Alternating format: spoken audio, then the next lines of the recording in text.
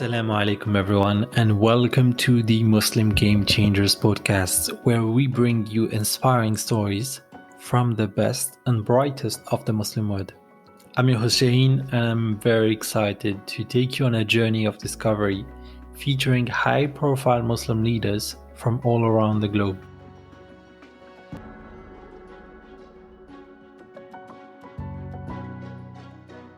Welcome back everyone. Today we have a special guest, Abdullah Khawer, a senior software engineer with over 6 years of experience. His achievements include securing 3 jobs in Europe within 2 months, getting promoted to senior software engineer at Menix in 8 months, and making a significant impact on Stack Overflow and GitHub. He'll also share his journey as a freelancer, starting from scratch to a decent income on platforms like Upwork and Fiverr. Abdullah is not only a dedicated learner, but also a generous contributor to the open source community. Outside of work, our brother enjoys watching intellectual YouTube videos, studying Islam, riverside walks, and playing video games on Xbox. Stay tuned to discover more about his fascinating journey.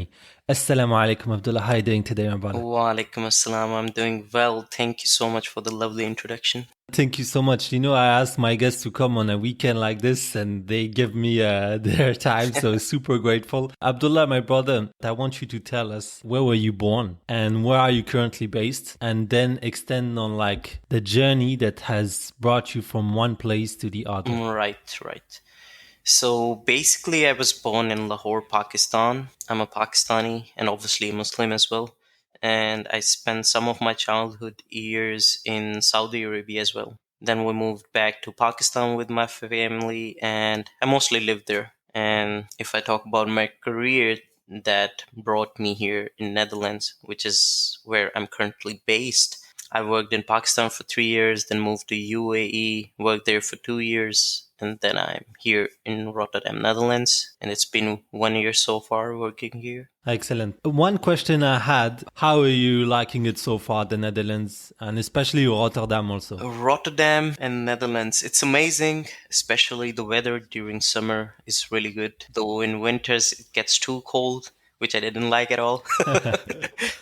And also the days are quite long here during summer. That's another thing that I didn't like. It becomes hard to pray. Isha prayer is quite late and the Fajr prayer is quite early. So you get just a little time to sleep. But overall, the life is good. You get to see a lot of nature. Also, Netherlands is basically below the sea level and it's flat. It doesn't have mountains.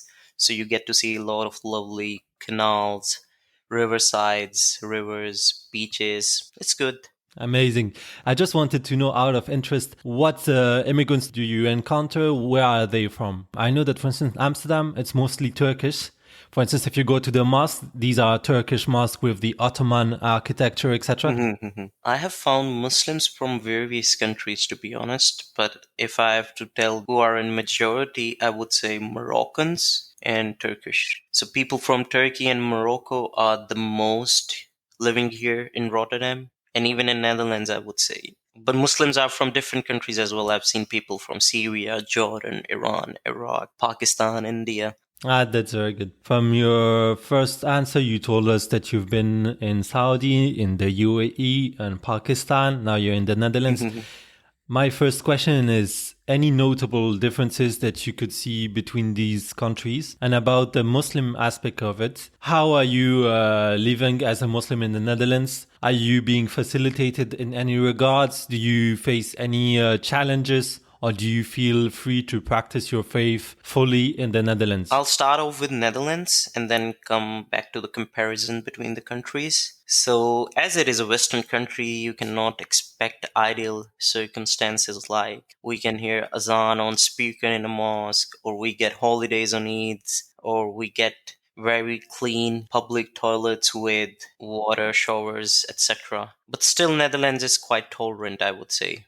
People live here in peace with each other.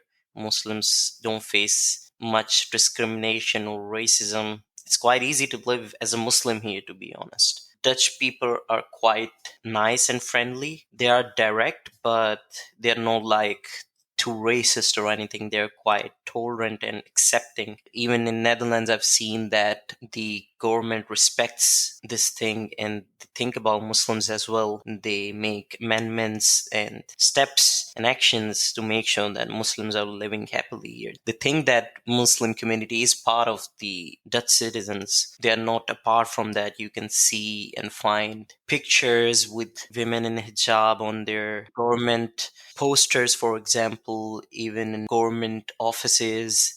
If they have to give an example, they will create a picture or a silhouette of a Muslim man and a Muslim woman. So they consider them a part of the community. And Muhammad is the second famous name for the child in Netherlands. Incredible. So Muslims they're not in majority. I wouldn't say that. Christians are more in terms of numbers, but in majority is the people who don't belong to any religion. As Netherlands is quite tolerant and accepting, so they are accepting to each and everyone. This is a really good thing. There are a lot of mosques here. You can find a mosque easily. Obviously, Muslims spend their donations and charity to make sure that they keep on running. You can find places to worship as well in other public places, but it's quite hard. Obviously, it's not a Muslim country. It's hard to find a place to do ablution wudu. Still, there are a lot of mosques, and it's easier to find halal meat, restaurants serving halal food.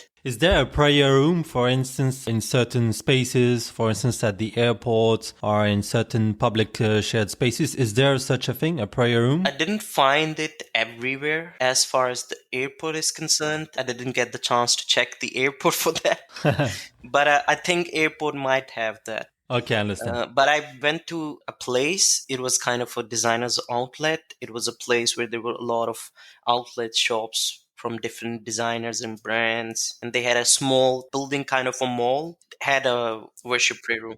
And I've also attended a lot of international tech conferences here as well. There's one area in Amsterdam. It's basically a convention center. It's a huge expo center where you can organize events like these. And they have a separate prayer room as well, which has a place to do ablution as well, which was really good. I really liked it. What was the name of that conference? Because in Europe, it's very famous, the one in Amsterdam, just to remind me. I attended 2 international conferences in that building. First one was KubeCon, which is about Kubernetes, open source community. And the second one was AWS Summit, which was organized by Amazon Web Services Club. So, brother, maybe you could compare with like the experience of living as a Muslim from the Netherlands with the one in the UAE and Saudi. Maybe you can drop a few words on this. Yeah, sure. One more thing that I did like here is that people here, as we're talking about comparison, Netherlands, they don't really care about what others are doing. So they don't care which religion do you follow. And I'm talking about the majority. Obviously, every country has bad people. Not every country is perfect. There are pros and cons every country has, but still people are quite tolerant. They just stick to their business, which is really good, because there have been times that I've prayed in public because the mosque was too far. So I used to carry my own prayer mat and I prayed in public on different streets at different occasions, and nobody bothered or cared, which is quite good. I mean, nobody's looking at you or judging you. They're just going and doing whatever they want, which is good. It makes you feel comfortable and quite stressless,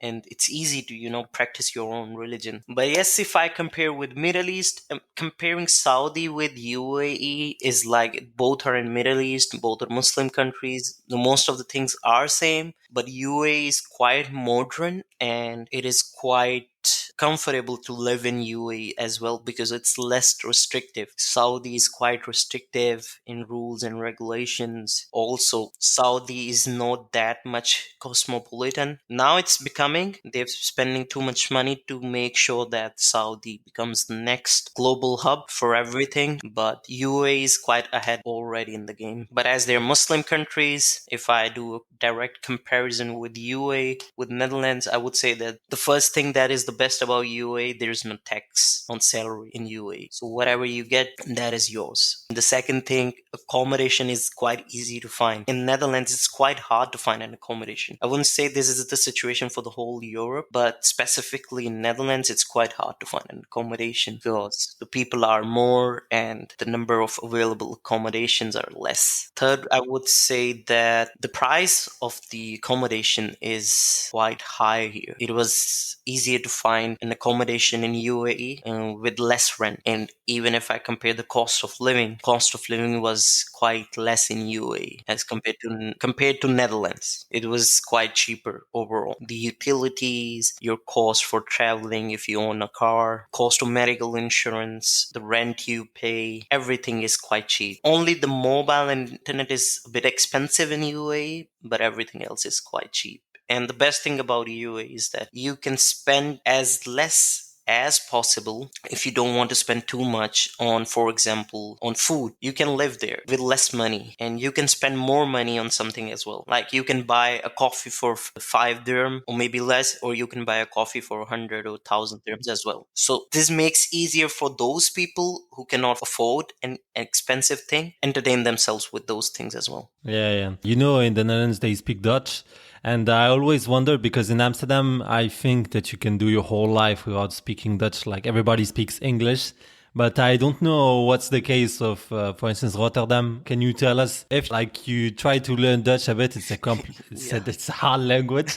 And if you do your life in English, fully in English, do you feel integrated fully in the society, or do you feel that you're missing out, for instance, on certain conversations or in the society, etc.? Right. So before coming to Netherlands, I was in UAE and I got the opportunity to either go to Netherlands or go to Germany. I got 2 job offers from different countries, from these 2 countries to be specific. And I chose Netherlands just because of this reason, that Netherlands has the most English speakers. So it's not hard at all to live in this country. I mean, you can live, it's easy. You can easily find someone who can speak English. I mean, so far I didn't learn Dutch. I hardly learned Dutch. Dutch is a difficult language, but I think every language is difficult. It's just that English has become an international language for communication and everybody learns that. So that's why we think that English is easy, but again, every language is difficult. And yes, it's not necessary to learn Dutch. I haven't learned it so far. Wherever I go, people are nice. They know English. They speak in English. And they don't say that, why don't you learn Dutch? Or they look at you like, why are you not speaking in Dutch? So it's not like that. It's quite easy to communicate, quite easy to live. Yes, English is not everywhere and you still need Dutch, but then we have translator apps available like Google Lens. Take a picture, it will translate. If you need to translate a document, Google Translate is there. So it's not that difficult. What I found is it's hard to communicate with Muslims that came from Turkey or Morocco because some of them don't even know English as well. So that becomes more difficult. And I won't say that every Dutch knows English. There had been instances when they didn't know English at all. But most of the people know English. It's quite easy to live here because you can communicate in English as well. And I want to reassure you on your choice. I was living in Germany. You cannot live in Germany without speaking German. It's really like you cannot get involved, integrated in the society. People like don't acknowledge you. Yes. At all if you speak English there. It's not, I have to be honest, Germany has its pros and cons, but this podcast is also about being transparent. Yeah. So I have to say, if you do not intend to learn German, etc., don't go to Germany. You would be very, very unhappy. People make you understand that they only want to talk in German. So it's really a different vibe, I think. So yeah, very good. But brother, I wanted to deep dive on something which I think could be very interesting for the audience, because I got to learn through this podcast that people also want to know about the stories of people so that they can relate. For instance, I come from a deprived background and I hear certain stories. I tell myself, hey, I recognize myself into those challenges this person faced. Mm-hmm. And sometimes people have reached out to me by listening to our brothers and sisters, just hearing some challenges people have been through. And they were like, oh, Shaheen, this is so inspiring what this guest has been through, etc., and how they made it to society. So here, this was a little insight for the audience why I will be asking certain questions from now on. But I wanted to know, Abdullah, if we have to rewind time to really when you were a little kid to the time where you went to the University of Punjab, how was your childhood, then your teenagers? What challenges did you have to deal with? Right. So I would like to start off from my childhood. And as I told you that the early years of my childhood, I lived in Saudi. So life was great. We were rich. Everything was good.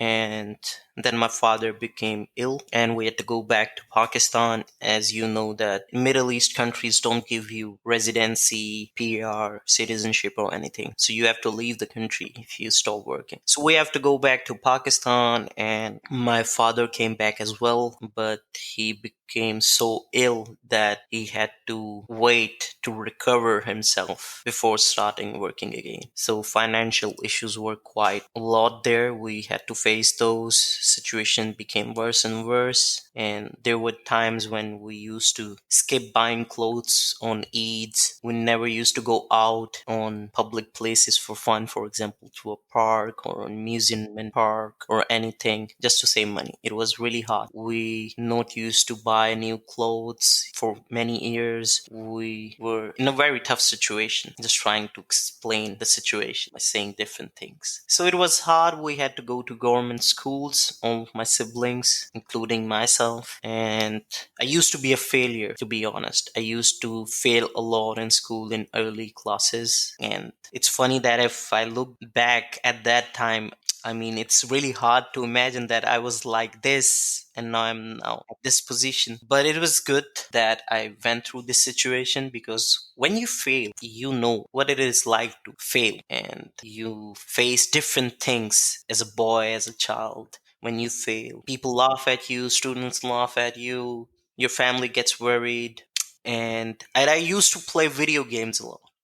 Video game is the important factor in my career path, I would say. I used to get fascinated a lot with the concept of video gaming, that you have the controller in your hand and you can control a character in the game and can do whatever you want. It's in your control. That used to fascinate me a lot, that just with the press of a button I can do a lot of things. And this used to fascinate me a lot, and I used to think that one day I will develop video games. I really wanted to know how this is developed. So this was really fascinating for me. So I used to play video games a lot and I used to fail a lot.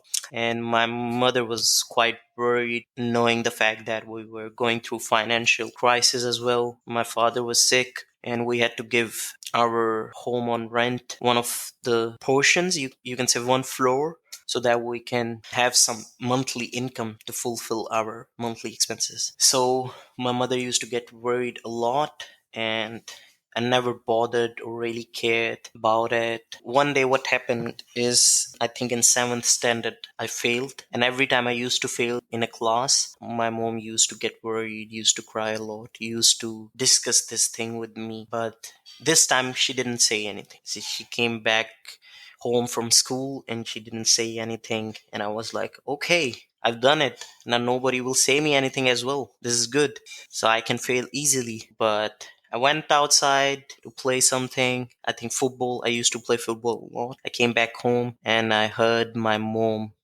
crying and talking with my elder brother that I'm really worried about his future. I don't know what will happen. And this thing didn't happen in front of me. Before, it used to happen in front of me. So I never bothered that much. But this time it happened behind my back, and I was listening to them. They didn't know that I was standing outside the room. That was the day that made me realize, that moment, that this is not right.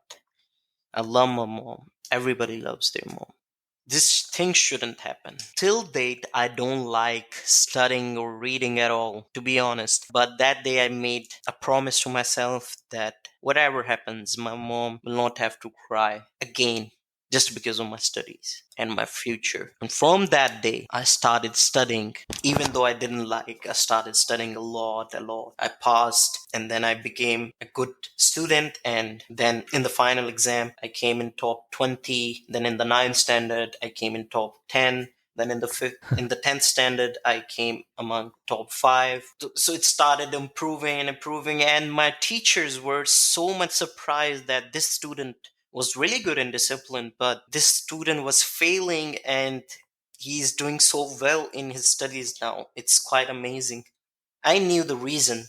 The reason was I don't want to see my mom cry again just because of my studies. That was the reason, to be honest. So that was you can say, the tube light moment for me. But as I told you, I used to love video gaming a lot. So in the 10th standard in school, I opted for computer science as the major subject. So in Pakistan, you have to select a subject, the majors. Maybe it's the same thing in every country, not sure. So I went on with computer sciences, and in the 10th standard I get the chance to do some programming, some coding, and fell in love with it. Really loved it. Like, I can solve a problem by typing something by myself, and then I just press a button and then the program runs and solves the problem for me. So this concept fascinated me a lot. I fell in love with programming. Very good. And that was the time when I realized that this is it. This is what I wanted to do. So for the college, I did study chemistry, physics, maths, just to make my parents happy. You know, parents want you to become engineer.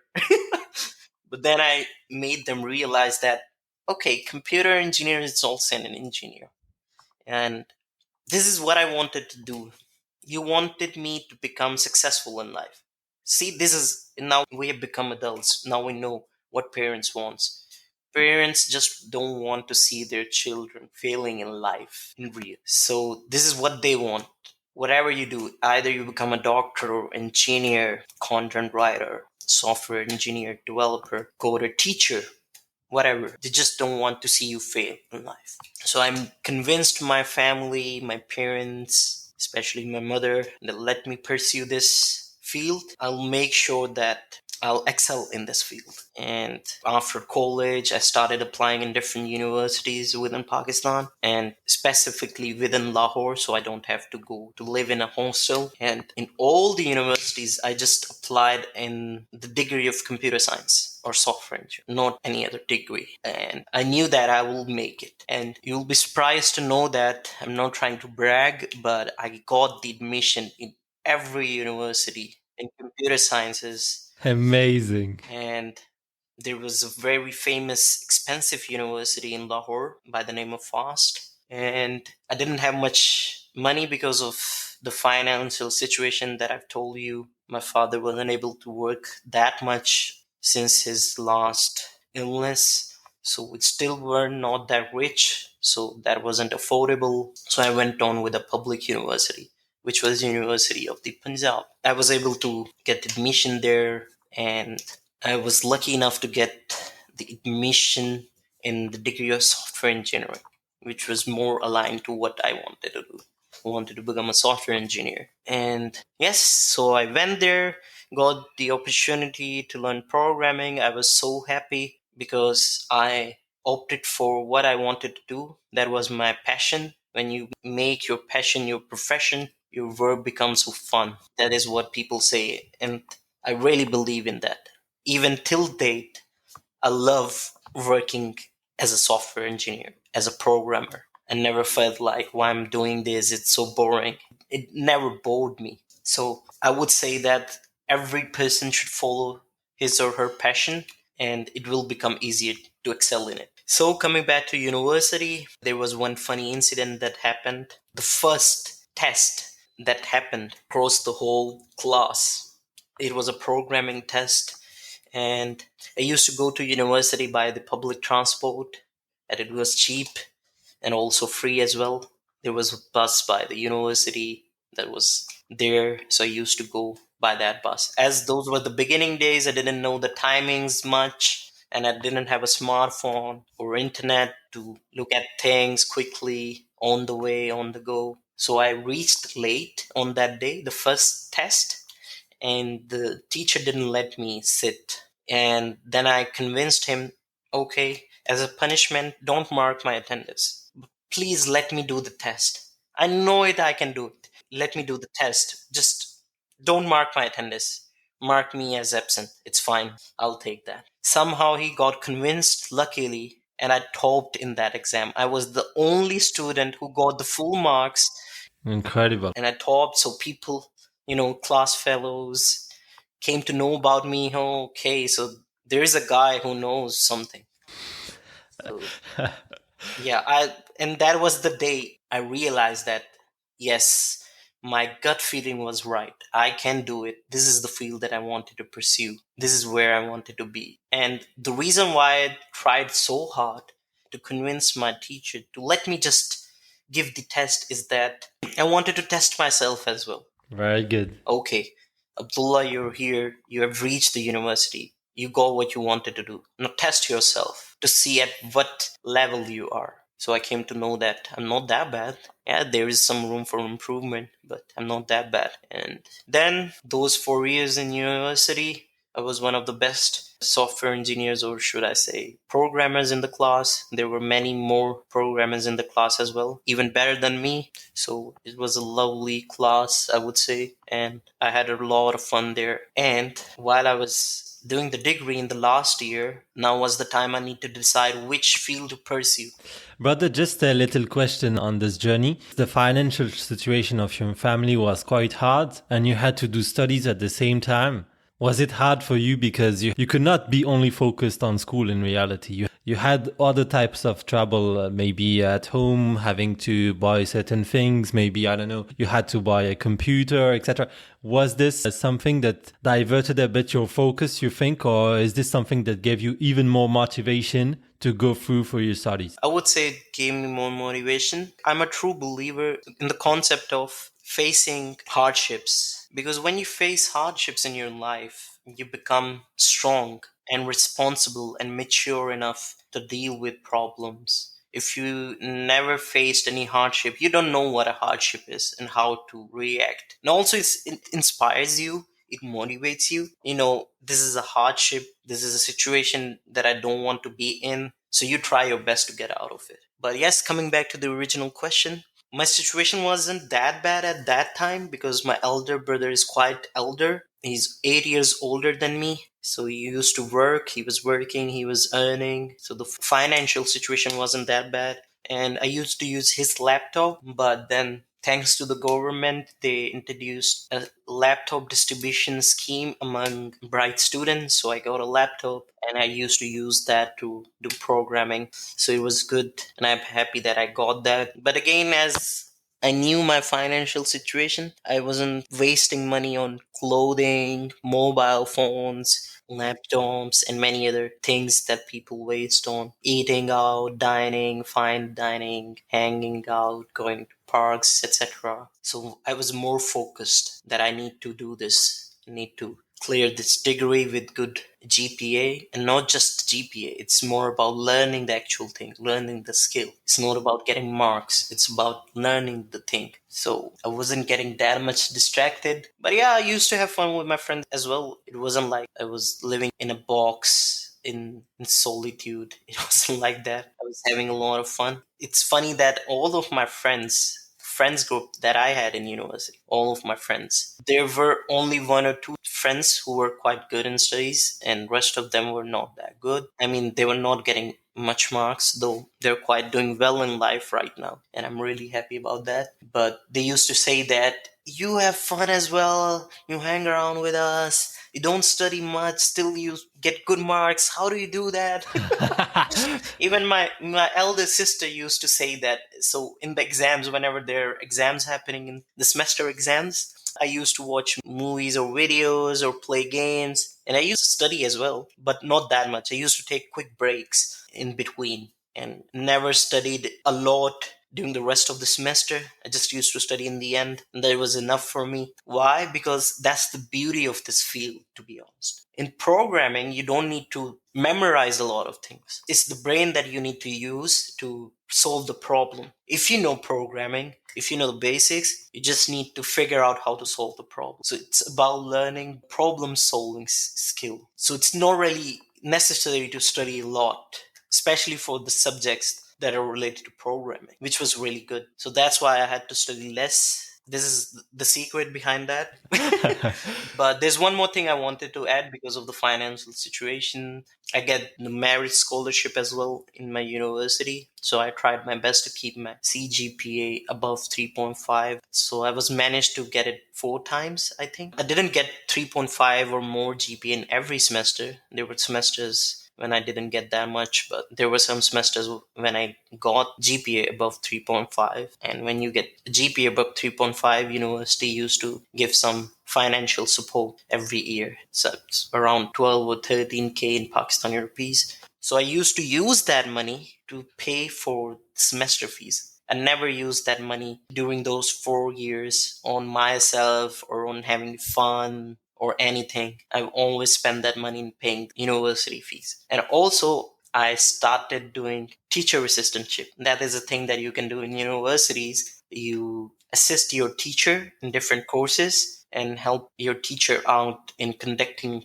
programming labs, sessions, sometimes even lectures if the teacher isn't available, check assignments, quizzes, also prepare assignments and quizzes, so stuff like that. So you used to get paid for that every semester. So I used to collect all the money from all these teacher assistantships and used to pay my fees over my 4 years. I did 9 teacher assistantships. So this kind of helped my family in supporting them for my financial fees. I won't say that was completely helpful because they still had to pay some amount, and most of have been paid by my family. My elder brother, I look forward to him as a father figure for that reason, because he used to earn and he used to spend his money that he earned to pay my fees in university Amazing. and for our other siblings as well, which was really good.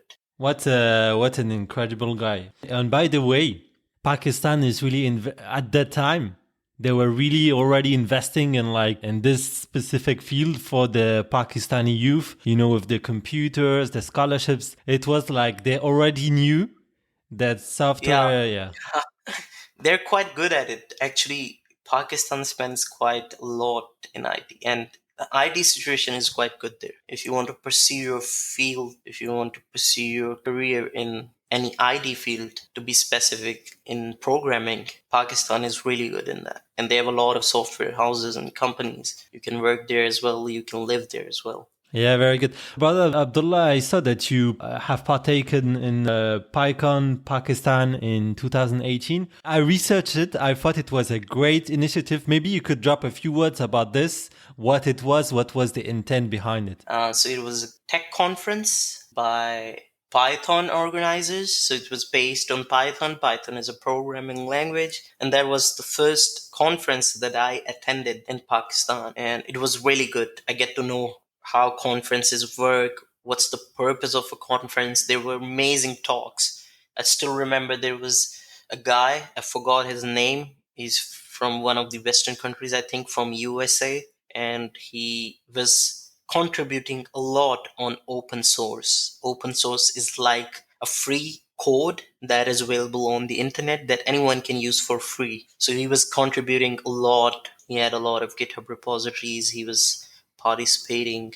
And he said that we should contribute in this thing as well to help others. This is one of the ways to help. Like if I look at myself, I'm a software engineer. How can I help others using my field? There are many ways. This is one of the ways. So you contributed to open source, developed something for free, people are using it, and similarly, Stack Overflow. You answer questions to help other programmers in the world. And that was something that helped me a lot in realizing the importance. So yes, it was good, and you have different sessions and workshops. So it was a good initiative, and I'm glad that I attended that. And this is one of the reasons why I contribute on open source, on GitHub repositories, mostly in Stack Overflow. I spend a lot of time there. It's just about helping others. Whenever they will look at your answer that you have given to a question, and whenever they will get help from it, obviously you will get a virtue. And it's a good thing. Even being a Muslim, it's a good thing. It will always going to stay there forever. It's more like a Sadaqa Jariyah as well. So it's a good thing. I mean, we should help others. So yeah, it was a good experience. Yeah. I know that you have an impressive track record on GitHub and Stack Overflow. For instance, on GitHub, your responses are pretty popular among the community, etc. Maybe you could drop a few words about this so that people also know more about your profile. Because honestly, guys, Abdullah has an impressive track record. So I just wanted for him to share this because I want you to also be inspired by his journey, his accomplishments. I would say that it's the feeling that drives you to take such actions by helping others. When you get to know that, okay, so one of my answers have 28,000 views, it means that almost 28,000 people might have got some help from it. Not everyone, but because these are just views, but most of them might have got help from it. So it feels good. You're helping such big number of people. So by sharing knowledge, it's just about knowledge sharing. So it's good when you see that people are appreciating you. You get upvotes on your answers when people like your answers. Not everybody does that. The majority of the people just look at the answer, use it, and close the page. That's it.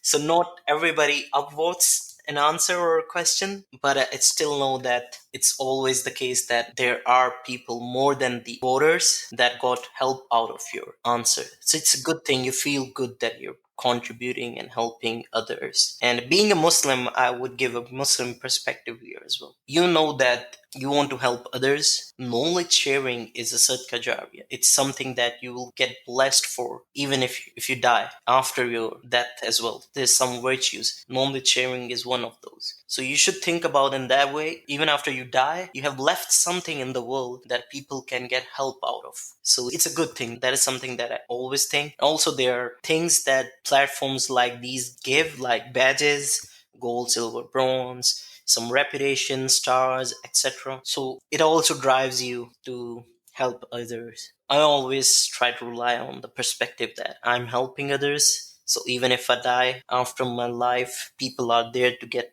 some help out of what I've left there. That's very good, brother. Honestly, may Allah reward you for this amazing, brother. When I first reached out to you, I was very impressed by how many hard skills you got. You know, you master so many code languages. And I just wanted to know, what are the most sought ones, like the most in-demand type of ones that you actually master? And how did you got to learn them? Was it through your academic background? But I also suppose that you do a lot of things from then and on a daily basis. So what are the most in-demand ones that you get requested by your clients as a freelance or at Mendix? And also, how did you get to learn them? So if I talk about DevOps, I'm a DevOps engineer. I would say around the cloud providers, I would say AWS is the most in-demand cloud provider, along with Microsoft Azure and Google Cloud as well. But I think AWS is more in use. And that's what the Gartner chart says as well. AWS is the leader. So it's good to learn that. You need to learn one cloud, being a DevOps, and then multiple AWS services. And then you need to learn one of the CI/CD tools. CI/CD tool is about code deployment and automation around that. And in that, I would say that GitLab CI, GitHub Actions, and Jenkins. These are the three widely used. So it's good to learn one of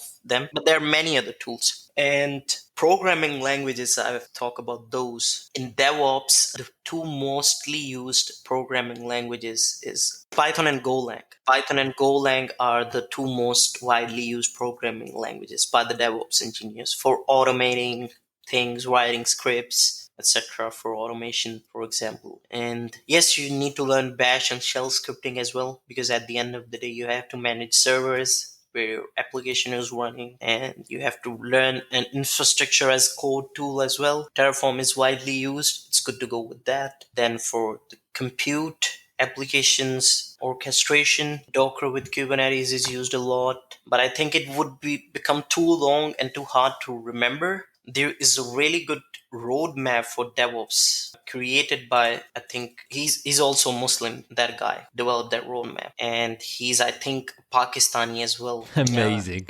Pakistanis are killing it. So it's the developer roadmap. He has developer roadmaps for various career paths. His name is Kamran Ahmed, and you just need to Google DevOps roadmap and you'll find it easily. It's a DevOps roadmap. It tells you everything from the beginning till the end, what you need to learn, what are the alternatives, for example, programming languages, what you need to learn, what you can learn, which is optional, etc. It's a good thing. I think this is something that if someone wants to pursue, the DevOps field should learn. It has everything that is hot at the moment is mentioned in that roadmap, I would say. We talked about the University of Punjab. Once you graduated, what have you done from then in terms of learning? But also, let's drop a few words also on your career. Maybe you can tell us how you landed your first job, etc. This would be very interesting. Yeah, the other part of the journey. Yes. So in the last year, I was doing good in my degree. I was becoming a good programmer. And as I told you in the beginning that I wanted to develop a video game one day. So I got the opportunity to do that. Amazing. If I talk about the different kind of projects that I did during my bachelor's, I developed Snake Game, Minesweeper, Chess, Tetris, etc. And different kind of apps as well. I developed a classified website clone, etc. Library management system, location-based Android app, etc. So I did a lot of things, but in the last year, I had to decide what I'm gonna do in my career. There's so many things that you can do as a programmer, as a software engineer. So there was one very good, interesting survey that is conducted by Stack Overflow every year. It's so good that it gives you the idea of what is going on at the moment. So they sent out this survey to all the Stack Overflow contributors. Even I have contributed 2-3 times now. So at that time, in my last year in university, I looked at the Stack Overflow survey for the current year.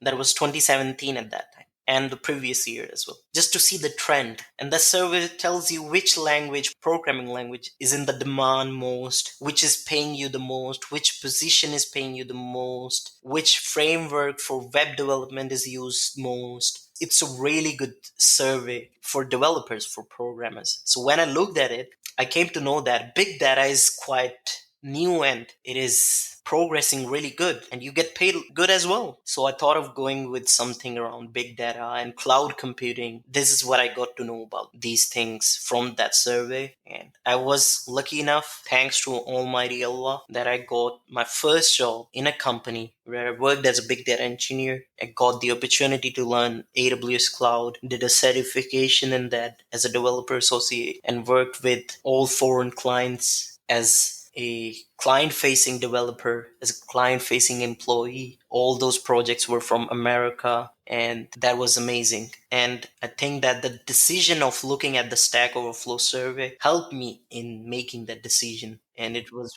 very useful. And since then, I've always told others to look at it, always try to look at it just to get to know what is going on. It helps you in understanding the whole situation. So in my first company, it was Amazon's partnered company. A partnered company means that you help Amazon Web Services Cloud customers. So you work on those projects. So it's a good opportunity. It was a really good opportunity. I worked there for almost 2 years. Great exposure. And it was more like a full stack developer. Full stack means you are doing development, you are managing database, you're managing the cloud infrastructure as well. You're doing DevOps as well. You're doing development as well. It was kind of a complete software engineer role, more like a full stack. That is what it full stack means. So it was a full stack cloud engineer role. But after working there for almost 2 years, I fell in love with DevOps more for multiple reasons. First one was big data had less jobs in the market, and not every project needs a big data engineer, because big data engineering is about collecting a lot of data that has been generated over the years by the company, which is in terabytes, for example, and you process and do some analysis on that, and then you get to know some useful information out of it. For example, you can predict the trend of your users in a company. For example, this product on my e-commerce website is doing good. So I think depending upon the data that I've got, I think I should try to selling more. For example, I'm running an e-commerce website and I want to spend on ads. Now I know that this product is doing so well. It's better to spend more money on advertising that product. So coming back, big data engineering, it's kind of quite specific and niche field, I would say. Not a lot of jobs were there. And if I look at Pakistan, not much jobs in this field as well. DevOps is something that is required in every project. You cannot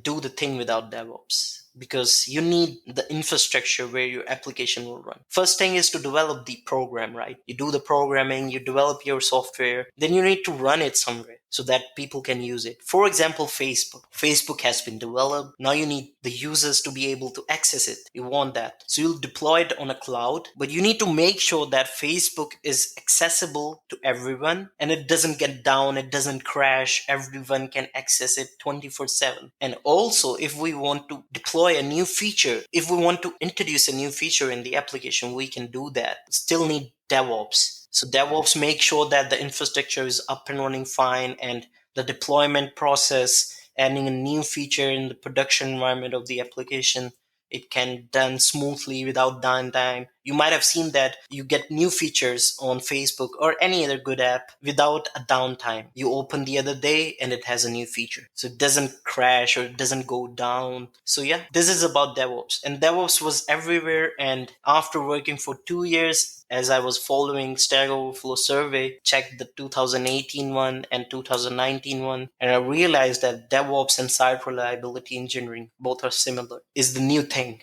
It's booming and you get paid very well in these fields. And I also like automation and managing infrastructure and doing this thing. It is not that much extensive software development. It's more around making sure that the software is up and running fine and you can quickly deploy and make sure that features are there. I noticed from your profile, correct me if I'm wrong, it's that you can do multiple things in reality. You can do software engineering, you do cloud, also cloud architecture, I have the impression. And since you master Python, you can do databases, etc. I think you're so diverse, so exhaustive. That's why maybe it got you the idea of like the freelance work, because you can do so much things for so many companies, I think. Yes, you can say that, but the reason for doing freelancing it was a very basic and obvious reason to get a second income. That was the reason. And I also wanted to be able to work on freelance projects because the concept of freelancing, I really liked it. Not dependent on anyone. You can work whenever you want. You can work on whatever you want. So you're your own boss kind of thing. And that is quite fascinating for me. So this was the major reason why I looked into freelancing. But yeah, DevOps, I felt more interested in it. I really like DevOps, doing DevOps things. And as I was following Stack Overflow survey, after 2 years, I switched the company. And since then, I'm working as a DevOps in the DevOps. So I worked there in Pakistan for almost 3 years. I was lucky enough that I got the opportunity to work in UAE. I got a job opportunity. I went there. I worked for 1 year in Abu Dhabi in that company that brought me to UAE. What was your role back in the UAE? So it was again DevOps engineer. The industry was different. They were working in digital identity. So the digital identity, they developed an app that makes sure that the person who's actually logging into your banking app, for example, or any other app or website is the actual user, even if that person knows your username and password. So they were doing some artificial intelligence, some analysis. So I was supposed to do DevOps for that application. So it was a good experience. They had a lot of DevOps engineers. It was a UK-based company, still running. It's more like a startup, I would say, but they're doing well. They're still in the market. Then I got more interested in blockchain. That's another concept. That's what I told earlier. It's crazy. This guy is crazy, guys. He knows every domain in like that relates to tech.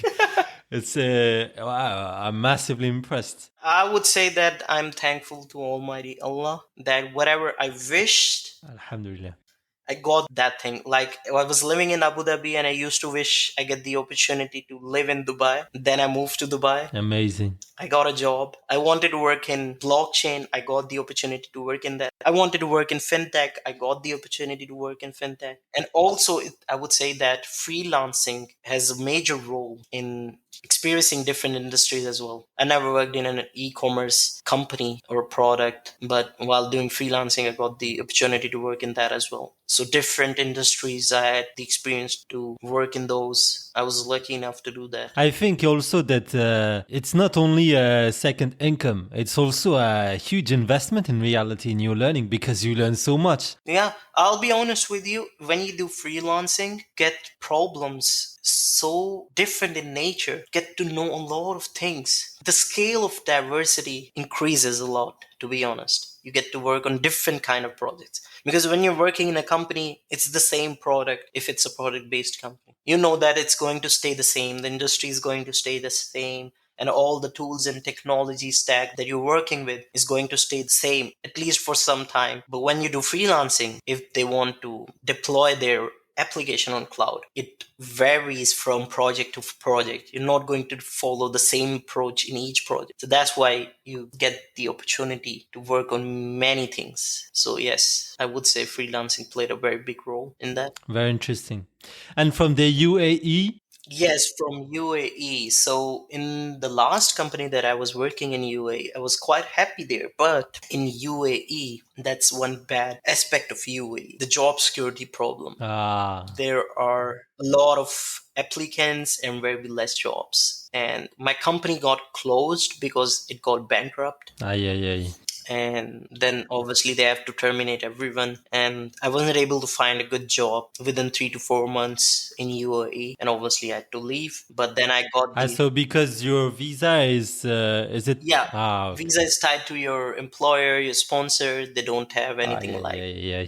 permanent residency or citizenship for skilled workers or for service class, the people who do jobs, I mean. So yeah, that was the situation. So I started applying everywhere. When I was working in UAE, I also wanted to go in Europe or in North America, South America, or Australia, in those regions to experience how is it. And also I was thinking about, move there and get the citizenship so that if I lose a job, I don't have to leave the country. So that was the idea. And I was applying in different countries, in different companies. And I finally got 3 jobs. One was remote, that I was able to do it from UAE, but they were not paying that good. And then I got one in Germany. It was Plan A. That was the name of the company. They were working on helping companies reduce the carbon emission. I really loved their mission. I really wanted to join that company. Still wanted to.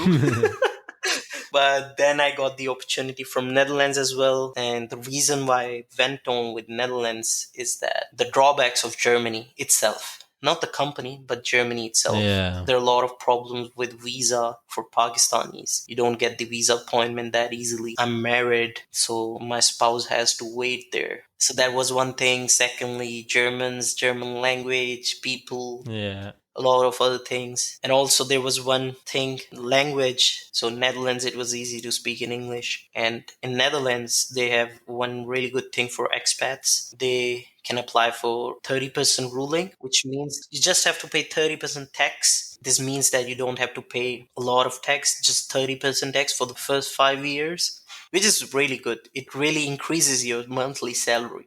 Though the tax is quite high in Netherlands, if we don't consider this 30% ruling, then in Germany you can save more, you can earn more, because if you're married, your tax will be less. But because of this 30% ruling, I would say you get paid the most across Europe. Yeah, Switzerland pays you the most, and Switzerland has some regions which has tax around 20%, 25%, but the cost of living is so high. It's better to live in Netherlands then. People which work in Switzerland, they live in France or at the border of Germany. But this rule, the taxing rule, I think it's under 30 years old, yeah? Once you're past 30 years old, this rule gets erased, no? No, it's not restricted on age. It's restricted on the duration, your number of years that you have stayed in Netherlands. Oh, okay. So it's just for the first 5 years. And obviously it's just for the highly skilled migrants. And there is some salary requirements as well. So it's not like every person will get that, but most of the people get that. Wages are quite good. Alhamdulillah, that's very good. Brother, I think we're running out of time, but just a couple of questions because I want to take the honor of having you. What is one piece of advice you would give to someone who would want to follow your steps and maybe engage in a software engineering career? What advice would you give to maybe the youth, the younger generation who would want to follow on your footsteps? Well, I can give multiple advices. Very good. Let's go.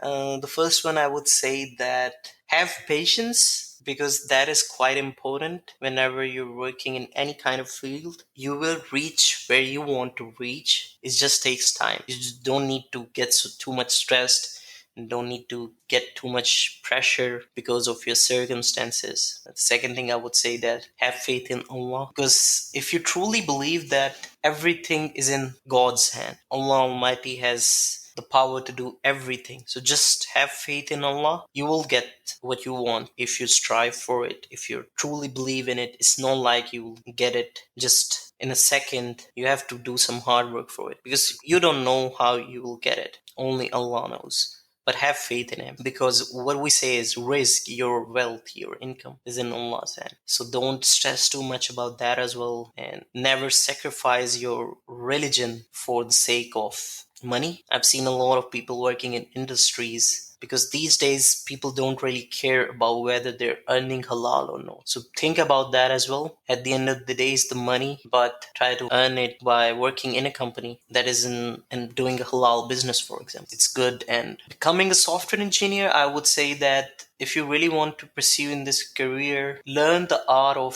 self-learning and problem solving. These two things are quite important. Even if you don't know multiple programming languages, it doesn't matter. Even if you don't know a single programming language completely, doesn't matter. The thing that matters is you need to be a self-learner, because there are a lot of content available online, even for free, on Udemy, YouTube, for example, blogs, articles, etc., and many other platforms which have free courses. So if you're a self-learner, you can learn all this on your own. You just need a computer, you just need an internet, and that's it. You don't need big machines like a mechanical engineer needs. So it's good. It's something that you can learn at home on your own for free. Self-learning is important, because this field is quite fast and developing. It keeps on changing. Things keep on changing. There was a time when people used to do programming in C++.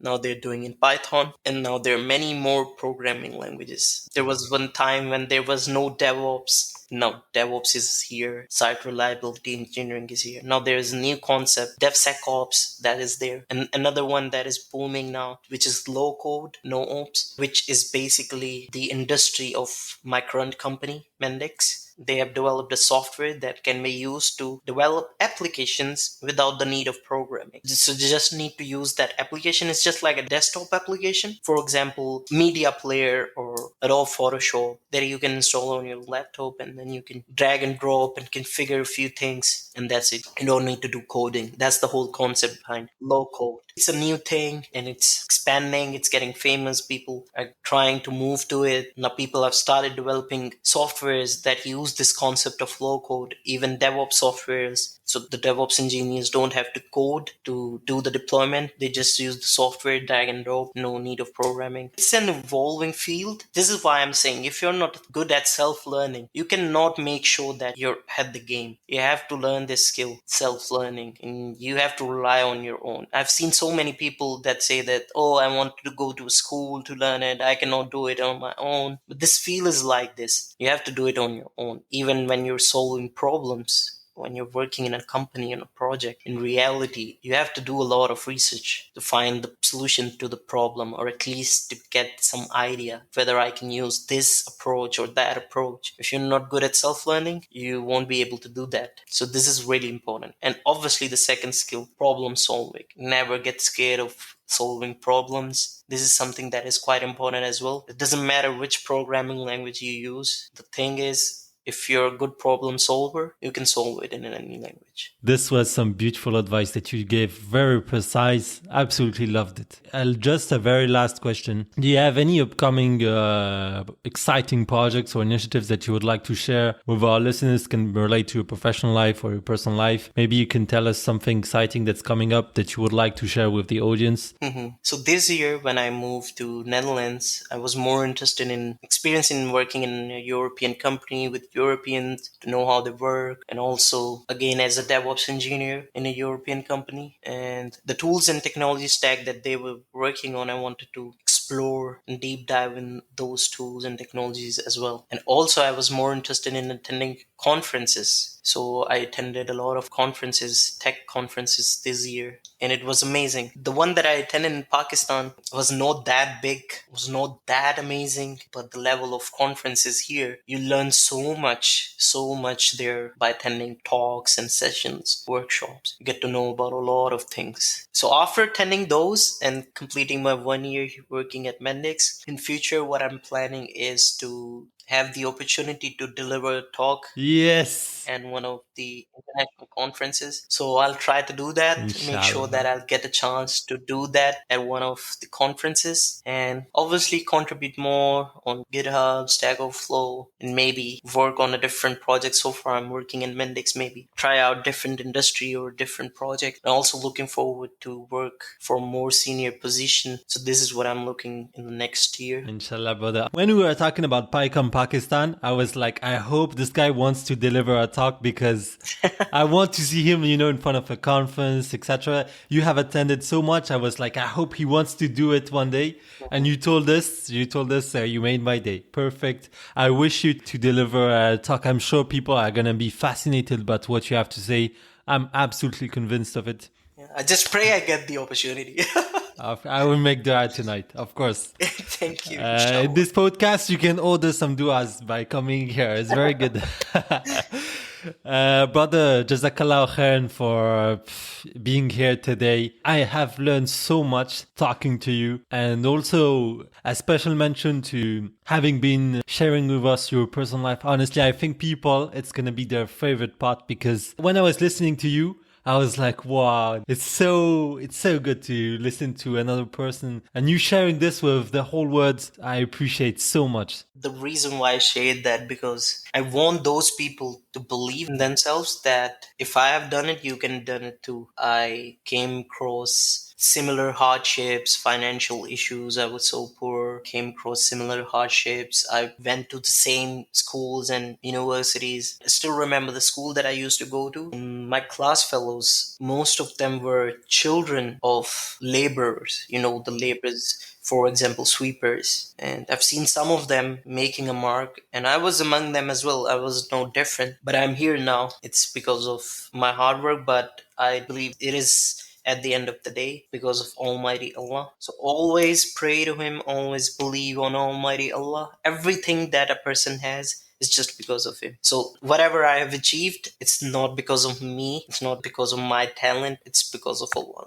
So just have faith in Him, and if I can do this, knowing the situation I was in, you can do too. So just don't think that your situation is bad or you're just a son of a sweeper. Doesn't mean you cannot do that. You can do that too. Amazing, brother.